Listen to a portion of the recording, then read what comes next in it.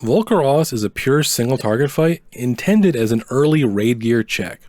The fight begins with the tank mechanics, Cataclysm Jaws and Molten Venom.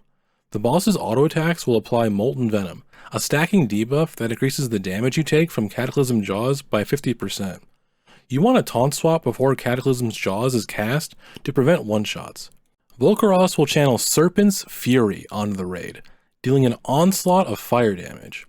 After the channel ends, several members of the raid will be affected with the fight's main mechanic, Coiling Flames.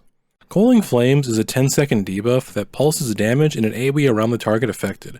The debuff slowly constricts, becoming smaller and more potent over time.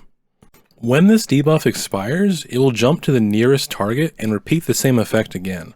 This will occur until the boss reaches 100 energy and casts Flood of the Firelands. Flood of the Firelands spawns 2 big soak circles at set points in the room. At least 4 players need to soak this, and when you soak, it will deal a large amount of split damage, knock you back from the center of the soak, and create Hellboil, which is another word for fire on the ground. This fire will expand outwards slowly for a brief time. If you fail to have enough players soak these, then Hellboil will instead engulf the entire room. While this Hellboil is permanent, Volcanic Disgorge will periodically spew temporary Hellboil near players that will despawn when Flood of the Firelands is cast. Finally, you want to keep an eye out for Scorchtail Crash. A looming shadow will appear, similar to the tentacles on Carapace of N'Zoth, indicating where the tail will hit.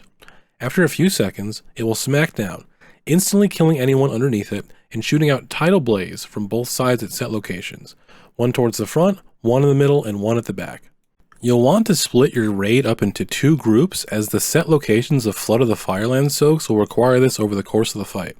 And since the room is a circle, you'll meet back up towards the end of the fight. The boss will then repeat these mechanics until you run out of space in the room, and then he will begin channeling Serpent's Wrath, signaling the end of the fight. That covers the fight on Heroic. On Mythic, there's one additional mechanic.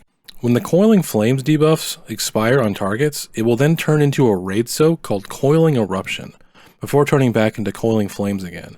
Be wary to not soak more than one of these at a time, or Eviscerating Flames will one-shot you. Also, make sure you wait until you see the effect change into a raid soak before moving close, as touching the player beforehand will one-shot you. The TLDR of this fight is as follows: spread out with Coiling Flames, dodge Volcanic Disgorge, dodge Scorchtail Crash, and soak Flood of the Firelands.